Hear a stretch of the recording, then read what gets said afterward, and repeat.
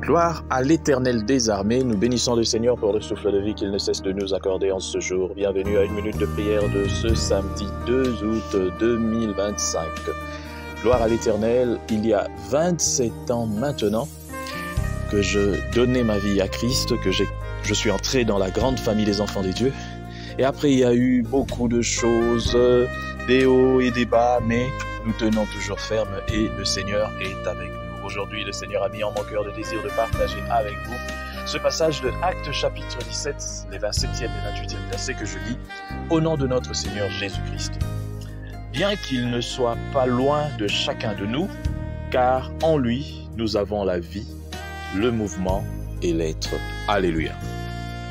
Quand l'apôtre Paul fit son discours magistral aux Athéniens qui adoraient un Dieu inconnu, vous vous rendez compte, les Athéniens, ils adoraient tellement des dieux, ils avaient tellement des statues qu'ils avaient même attribué un temple à un Dieu inconnu. Dans ce passage où on parle de ce Dieu inconnu, je me suis toujours posé la question de savoir si l'être humain ne souffre pas ou ne souffrirait pas en permanence de l'absence de la présence de Dieu. Tout être humain qui n'a pas Christ dans sa vie souffre de cette présence. Donc, il sent l'absence, il vit cette absence de l'être suprême. Parce que le fait d'attribuer des temples à plusieurs dieux, et même à un Dieu inconnu, démontre que nous n'avons pas encore trouvé le vrai Dieu. Or, le vrai Dieu est là, et l'apôtre Paul fait remarquer cela aux Athéniens. Donc, nous avons la vie, le mouvement et l'être.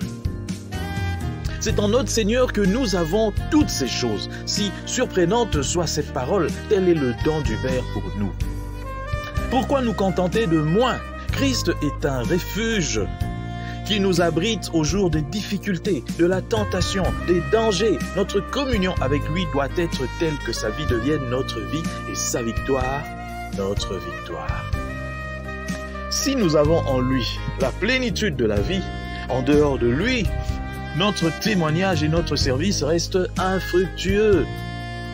Comme le sarment doit rester attaché au cep pour porter du fruit, notre communion avec le Seigneur Jésus est la première condition d'une activité bénie. Tant que nous ne sommes pas attachés à lui, nous ne pouvons rien. Or, comment pouvons-nous nous attacher à Christ si nous ne l'avons pas en nous? Comment pouvons-nous nous attacher à quelqu'un que nous ne connaissons pas?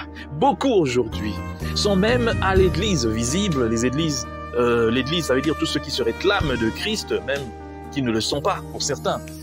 Tout le monde se réclame. Mais beaucoup servent un Dieu inconnu qu'ils ne connaissent pas. Ils ont soif de Dieu, mais ils ne se laissent pas remplir par ces dieux. C'est ça le problème de ce monde aujourd'hui. Voilà pourquoi il y a multiplicité des églises, mais il n'y a pas de changement. Or, si c'était vraiment ce Dieu qui agissait en nous, il y aurait eu un changement en nous, mais aussi dans tout ce qui nous environne.